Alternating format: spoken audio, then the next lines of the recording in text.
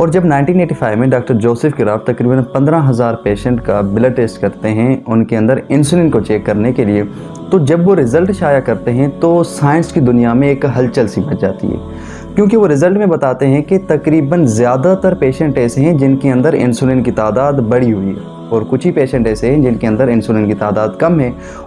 और अब जो है साइंटिस्ट जो हैं वो बहुत हैरान हो जाते हैं, क्योंकि पिछले 50-60 साल से यही माना जा रहा था कि डायबिटीज़ होती ही इंसुलिन की कमी की वजह से, और इसका इलाज भी यही किया जा रहा था, जिनके अंदर डायबिटीज़ है तो इसे इंसुलिन लगाई जा रही थी। अब ये दुनिया हैरान हो गई और यहीं से फिर कॉन्सेप्ट स्टार्ट हुआ 2 टाइप की डायबिटीज़ का। जिनके अंदर इंसुलिन की कमी है उसे टाइप 1 डायबिटीज़ कहा गया, और जिनके अंदर इंसुलिन की तादाद बढ़ी हुई है उन्हें टाइप 2 डायबिटीज़ कहा गया। लेकिन यहाँ पर ही साइंटिस्ट को ये लगने लगा कि अगर ये मसला इंसुलिन के बढ़ने की वजह से, तो ये मसला रिवर्सिबल हो सकता है, ये टेम्पररी हो सकता है। क्योंकि वो जो इंसुलिन की कमी की वजह से मसला हो रहा है तो वो तो सिंपल बात है कि बीटा सेल काम नहीं कर रहे, पेनक्रियास काम नहीं कर रहा, तो उसका हल इंसुलिन है। लेकिन इसका जो इशू है ये टेम्पररी हो सकता है, ये बात समझ आने लग गई थी। उसके बाद 1987 में एक बुक आती है रिवर्सिंग डायबिटीज़ के नाम से, जिसमें बताया जाता है कि डायबिटीज़ रिवर्स हो सकती है। उसके बाद 1989 में डॉक्टर जेराल्ड रीवन आते हैं, वो कॉन्सेप्ट देते हैं इंसुलिन रेजिस्टेंस का। अब इंसुलिन रेजिस्टेंस के हम ज़्यादा डिटेल में नहीं जाते, सिंपल आप समझ लें कि इंसुलिन रेजिस्टेंस से मुराद अब बॉडी के अंदर इंसुलिन की तादाद बढ़ी हुई है, लेकिन बॉडी ने उस इंसुलिन के लिए रुकावट पैदा कर दी, उसे इस्तेमाल नहीं हो रही, तो ये कहलाता है इंसुलिन रेजिस्टेंस। अब इंसुलिन रेजिस्टेंस आ गया, अब इसको नाम दिया गया इंसुलिन रेजिस्टेंस सिंड्रोम का। तो अब साइंस के अंदर कभी एक वर्ड यूज़ नहीं होता, एक से ज़्यादा होते हैं, तो इंसुलिन रेजिस्टेंस सिंड्रोम और मेटाबॉलिक सिंड्रोम, तो ये दोनों वर्ड यूज़ होने लगे। भाई ये जो मसला है ये सिंपल मसला है इंसुलिन रेजिस्टेंस सिंड्रोम और ये मसला है मेटाबॉलिक सिंड्रोम का।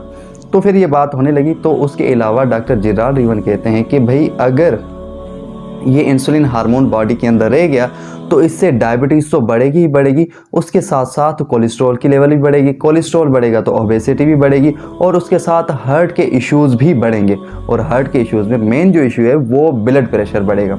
तो ये हो गया। अब तकरीबन 1990 में ये बात क्लियर हो गई कि जो टाइप 2 डायबिटीज़ है ये इंसुलिन की कमी की वजह से नहीं, इंसुलिन के बढ़ने की वजह से हो रहा है, यानी कि इंसुलिन रेजिस्टेंस की वजह से हो रहा है। और इंसुलिन रेजिस्टेंस जो है ये रिवर्सिबल है, और यहीं पर ये कॉन्सेप्ट स्टार्ट हुआ कि अगर इंसुलिन रेजिस्टेंस रिवर्सिबल है यानी कि डायबिटीज़ रिवर्सिबल है, डायबिटीज़ रिवर्सिबल है यानी कि ओबेसिटी रिवर्सिबल है, कोलेस्ट्रॉल रिवर्सिबल है, और हार्ट के इश्यूज़ रिवर्सिबल है, ख़ास तौर पर ब्लड प्रेशर भी रिवर्सिबल है। तो यहीं से ये कॉन्सेप्ट स्टार्ट हुआ, और उसके बाद कहा गया कि भाई इस टाइप 2 का जो नाम है इसे डायबिटीज़ आप कह क्यों रहे, इसका जो असल नाम है वो है ग्लूकोज इंटॉलरेंस।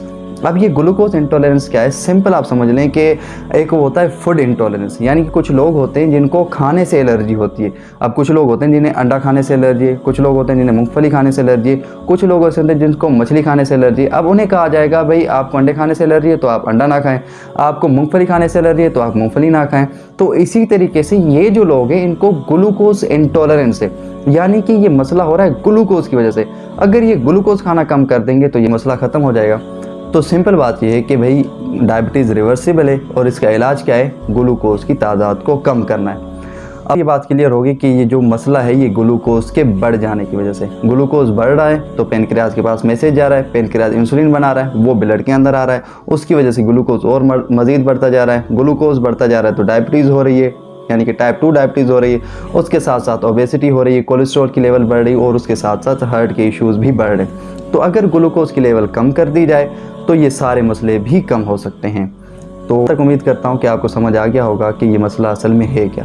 तो एक अच्छे डॉक्टर से रुजू करें या एक अच्छे न्यूट्रिशनिस्ट से जो आपको बताएगा कि भाई कौन कौन से खाने हैं जिनके अंदर ग्लूकोज की तादाद कम होती है, इससे आप अपनी एनर्जी भी पूरी कर सकते हैं और अपने मसलों को भी हल कर सकते हैं। और दूसरी बात यह है कि कभी भी अगर कोई मसला हो तो आप उसके बारे में रिसर्च करें। बहुत सारे हमारे यहाँ मसले ऐसे हैं जिसमें हमें डॉक्टर भी गाइड नहीं करते। अब यहाँ पर हम मसला समझते हैं कि कभी भी कसूर एक तरफा नहीं होता, बहुत सारे लोग ऐसे होते हैं जो एहतियात करते नहीं। अब एहतियात करते नहीं तो इसलिए डॉक्टर उन्हें गाइड ही नहीं करते।